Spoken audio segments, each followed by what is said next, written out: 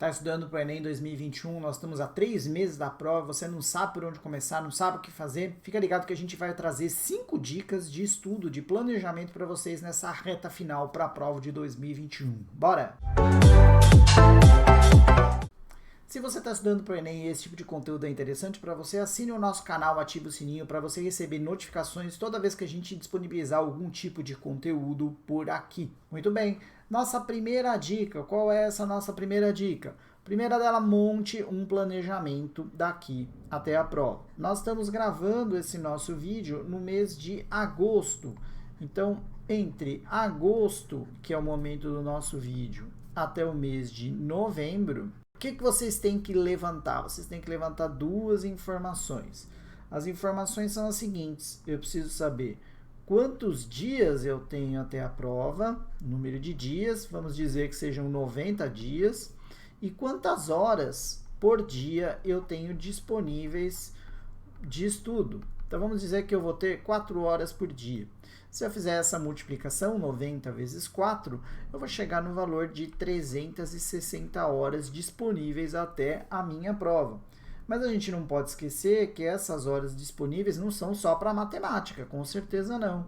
A gente vai ter lá português, que vai ter que estudar, a gente vai ter que estudar matemática, a gente vai ter que estudar física, a gente vai ter que estudar biologia, a gente vai ter que estudar história e assim por diante. Então, existem uma gama de matérias e a gente vai ter que levantar quantas horas para cada matéria eu vou ter que efetivamente estudar. Essa é a primeira coisa que seria interessante vocês fazerem. Vejam o tempo total que vocês têm e dividam esse tempo por matéria, porque isso vai ajudar vocês a dar mais foco e não ir somente nas matérias que vocês gostam mais ou menos, beleza? Algumas matérias têm um peso maior, português é importante, redação é importante, matemática é importante, não percam isso de referência, mas é importante montar um planejamento. Outra coisa muito importante que eu acho que vocês têm que levar em consideração é o seguinte: a gente tem aqui a linha do tempo, então a gente vai ter aqui a primeira prova, a prova P1, e depois a segunda prova, a prova P2. O que eu sugiro que vocês façam é o seguinte: uma semana antes da P1, pare de estudar e façam apenas revisão. Revisão para quem? Para a prova P1. E aí, entre P1 e P2, a gente também tem uma semana de tempo. Também façam revisão agora só para as matérias da prova P2. Por quê? Porque alguns conceitos, eles têm que ficar guardados, têm que ser lembrados na hora da prova, como fazer, como não fazer. E é bom você, nessa revisão, dar uma refrescada nesses pontos que são importantes, que podem ser úteis para vocês na hora da prova. Então, não esqueçam de trabalhar o estudo até antes desse momento de revisão. Então, até aqui, a gente está fazendo um estudo contínuo das matérias. Quando eu cheguei uma semana antes da P1, eu paro, e aí a semana antes da prova eu só faço revisão, não vejo mais nada, não vou reler mais nada, eu só vou trabalhar aquilo que eu efetivamente já estudei. Essa foi a primeira dica, dica 1. Dica 2, compreenda como funciona a teoria de resposta ao item. Você tem que pensar o seguinte: no Enem, o importante não é acertar o maior número de questões. Você tem que acertar as questões certas. Por que isso, Marcelo? É simples. Vamos pensar em 2 situações. Vamos pensar que eu tenho aqui um aluno, né? Eu tenho 2 alunos, o aluno 1 e o aluno 2. E vamos imaginar que a prova foi construída, uma prova com 45 questões. E essa prova com 45 questões, o examinador, quem criou a prova, ela delimitou o seguinte: olha, eu tenho 20 questões fáceis, eu tenho 15 questões médias e eu tenho 10 questões difíceis. Tudo bem? Então, normalmente é isso que acontece na prova do Enem. Cada questão ela é definida qual é o nível dela, se ela é fácil, médio ou difícil. Imagina 2 situações: o aluno 1 acertou as 20 fáceis, acertou as 10 difíceis, acertou 30 questões. E o aluno 2 acertou 20 fáceis, acertou 10 médias, não acertou nenhuma difícil, também acertou 30 questões. Será que as notas dos 2 alunos, 1 e 2, serão as mesmas? Com certeza não serão. Por quê? Porque o sistema entende o seguinte: esse primeiro aluno acertou as 20 fáceis, errou todas as médias e acertou as difíceis. Muito provavelmente, o que aconteceu? Ele acabou chutando. O sistema entende que ele chutou, não é natural que pelo fato de ele não ter acertado as médias, ele não acertou as difíceis. Faz muito sentido. Então, ele provavelmente não vai receber toda a pontuação dessas questões. Por outro lado, o aluno 2 acertou todas as fáceis e depois acertou, das 15 médias, acertou 10. Significa que o conhecimento dele chegou até esse patamar. É mais consistente esse acerto. Por isso que, muito provavelmente, a nota desse cara, do 2, vai ser bem maior do que a nota do aluno 1. E vocês têm que levar isso em consideração na prova. Porque esse raciocínio muda a maneira como vocês vão fazer a resolução da prova. Ou seja, o que vocês têm que fazer? Ao fazer a prova, vocês têm que garantir, resolver e acertar todas as básicas, todas as questões fáceis. Depois vocês vão para as questões intermediárias, que são as questões médias. E só depois você vai para as questões que são avançadas, que são as questões difíceis. Né?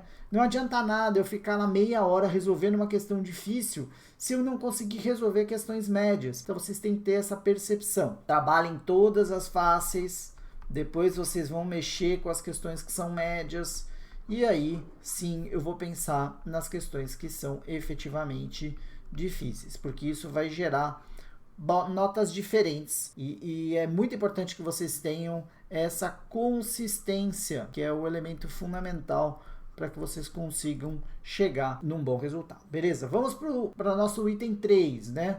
Dentro das nossas dicas, o item 3, selecione os materiais para revisão. Então, aqui vale você pegar os materiais do ensino médio. Então, você tem todos aqueles materiais que você já estudou, pega esses materiais que já estão marcados, que já tem questões realizadas, dá uma revisada em todos eles. Ah, tem temas que eu não consigo entender, são temas básicos e são importantes. O que eu posso fazer? Você tem vasto material na internet, você pode pegar vídeos do YouTube, por exemplo, de vários canais que vão ajudar vocês a contribuir no entendimento desses temas, tá? Mas é importante que você, ainda que você use outros materiais, que você faça esse processo de seleção, tá? Selecione os tópicos para que vocês não tenham depois aquela situação que você acabou não revendo tudo porque não se organizou totalmente. Vamos lá, vamos para o item 4. Dica 4, identifique quais os temas mais cobrados. E aí eu peguei um estudo que foi feito pelo Guia do Estudante em 2019. E ele listava alguns tópicos que eram mais cobrados em matemática especificamente. Então a gente tem aqui, dentro desses tópicos, a gente tem problemas de primeiro e segundo grau. A gente tem grandezas direta e inversamente proporcionais e médias algébricas. Se a gente olhar aqui, isso aqui já está dando mais ou menos 30% da prova. Né? Porcentagem em matemática financeira. Esses tópicos são basicamente tópicos de matemática básica. E se você observar, eles já dão aproximadamente 40% da prova. Outros tópicos também são cobrados, claro. Temos funções, noções básicas de estatística. A gente pode ter conceitos como média, mediana e moda, por exemplo. Probabilidade, que já é um tema um pouco mais complexo. Áreas de figuras planas e polígonos, que não é tão complexo, que a parte de geometria também 5%. E análise combinatória. Se a gente pegar esses tópicos, a gente tem aproximadamente 70% da cobrança que foi feita na prova de matemática. Marcelo, significa que eu só tenho que estudar esses tópicos? Claro que não. Não é isso que eu estou dizendo. O que eu estou dizendo é o seguinte, que você tem que pensar que alguns tópicos são mais cobrados, mais frequentes. Então, para esses tópicos, eu tenho que dar mais atenção. Significa que eu não tenho que olhar outros tópicos que são importantes? Claro que eu tenho que olhar, né? A gente tem tem alguns tópicos de geometria que são super importantes, mas a gente tem que trabalhar conforme a prova. E nessa lógica, a gente tem que dar prioridade nesta reta final para os tópicos mais importantes. Vale a pena fazer esse exercício, claro, tentando também trabalhar os outros tópicos na sequência. Muito bem, última dica que a gente tem, resolva provas anteriores. Então aí vocês podem ir no site do INEP, que é a banca organizadora da prova, e lá você vai ter as provas anteriores e você vai ter também os gabaritos dessas provas. Aqui no nosso canal a gente vai fazer a resolução de questões anteriores. Então a ideia não é fazer a resolução da prova inteira, mas de questões selecionadas que sejam questões importantes para vocês dominarem esses tópicos Então, fiquem de olho aqui no nosso canal para que vocês possam aproveitar também dessa informação aqui no canal da MX2, beleza? Muito bem, eu acho que essas dicas elas são muito importantes nesse momento de revisão. Então vale a pena que vocês considerem esses 5 passos, se organizem nesse processo de 3 meses até a nossa prova e fiquem de olho em todo o conteúdo que a gente vai disponibilizando por aqui. Se você gostou desse conteúdo, curta o nosso vídeo, comente também, coloque pontos que você acha que seriam interessantes que fossem discutidos aqui pela gente no canal.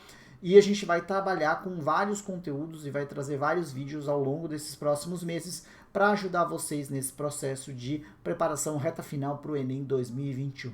É isso, bons estudos e valeu!